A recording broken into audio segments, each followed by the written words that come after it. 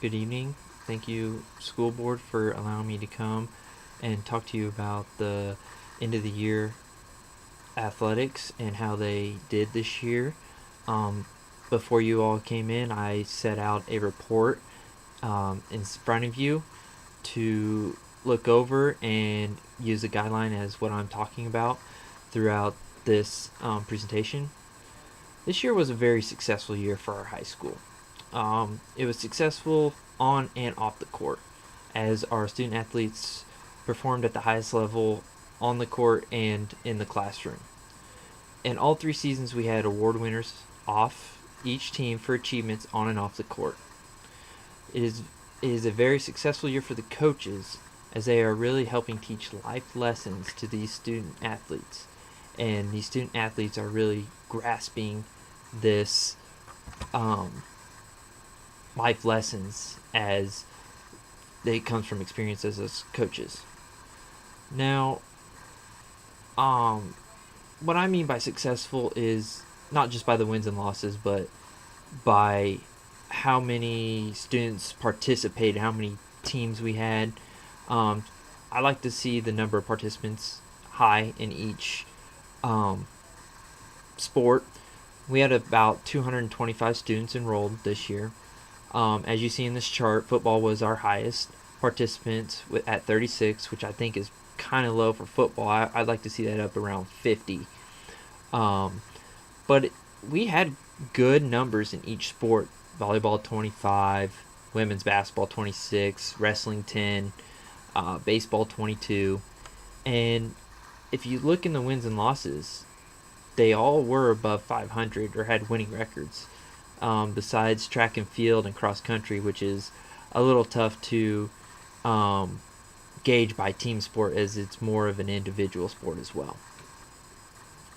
Each um, team had individual and team accomplishments. Student athletes, um, the football team had a total of 8 players that received all league and all state honors. Volleyball team had 4 players. The men's and women's basketball team had 2 players from each team. Cross country had 2 players that made all league honors. Wrestling had 2 players that made all league and 1 that made all state honors. Track and field had 5 that received all state honors. And baseball and softball each had 3 players that made all league and all state honors. But as a high school, we had 4 teams that made it to the state tournament. Those teams were volleyball, softball, men's basketball, and wrestling.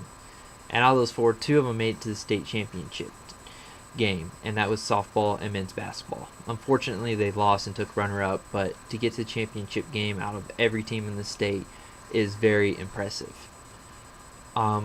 Accomplishments and significant achievements. The teams represented the school well. They on and off the court. Each team had a community service to help the community out in some way. The football raised the most hours as they did more than one event, so they got the community service award from the high school. The softball team won the sportsmanship award for the state as they showed good sport and played fair and within the rules in the state tournament and throughout the year.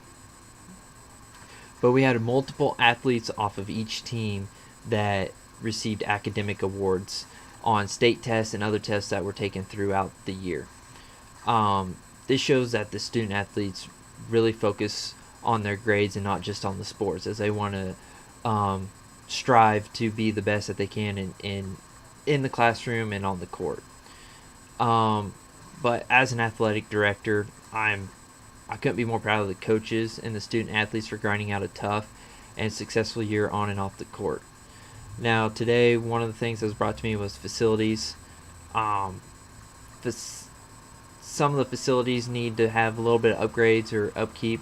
One was the basketball court needs to be re-waxed, and then there's a couple of bleachers in the football stadium that need to be replaced as they are weak or rotted away. But other than that, this year was a successful year in athletics, and I'm hoping that there is some way that we can strive to get better participation or higher participation in each sport next year. Thank you. If you have any questions, I'll be more than happy to answer them at this time.